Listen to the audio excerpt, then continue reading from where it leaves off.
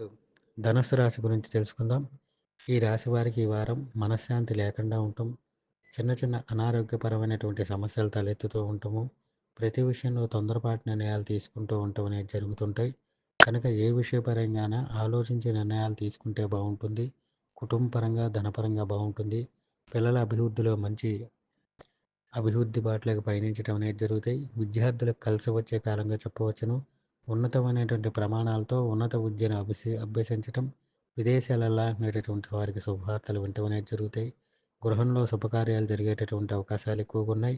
అర్ధాష్టమ శని వల్ల కొన్ని పనుల్లో ప్రతిబంధకాలు ఏర్పడినప్పటికీ వారం ద్వితీయార్థం నుంచి కలిసి వస్తుంది. వివాహం కోసం ఎదురు చూసేటటువంటి వారి శుభవార్తలు వినటం అనేటటువంటివి జరుగుతాయి. న్యాయపరమైనటువంటి చికాకులు ఏవైతే ఉన్నాయో వాటిని వారం ద్వితీయార్థం నుంచి కలిసి వస్తుంది. రాజకీయ నాయకులకు కూడా కలిసి వచ్చే కాలంగా చెప్పవచ్చును. షేర్ మార్కెట్ల పరంగా ఈ వారం పెట్టుబడులు పెట్టకుండా ఉంటే బాగుంటుంది.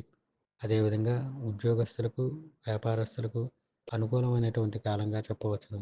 ముఖ్యంగా ఈ రాశి వారికి ఏదైతే ఇతరత్ర విషయాలు ఉన్నాయో వాటి పరంగా తొందరపాటు అనేది పనికిరాదు. ఆరోగ్యపరంగా చిన్న చిన్న సమస్యలు తలెత్తుతూ ఉండటం అనేది జరుగుతుంది. ముఖ్యంగా మనశ్శాంతి చికాకులతో ఏదైతే ఇబ్బంది పడుతున్నారో ఈ వారం సోమవారము, బుధవారము, శుక్రవారము శివాలయంలో శివుడికి పంచామృతాలతో అభిషేకం చేయటం, అదేవిధంగా మంగళవారం రోజు లక్ష్మీ నరసింహస్వామికి స్వామికి అమ్మవారికి అష్టోత్తర పూజ చేయటం, ప్రతినిత్యము కూడా గోవిందనామాలు వినటం, అదేవిధంగా శ్రీ వెంకటేశ్వర స్వామి వారి వజ్ర కవచ స్తోత్రాన్ని పారాయణగా చేయటం వల్ల వీరికున్న సమస్యలకు చక్కటి పరిష్కారం అనేది లభిస్తుంది.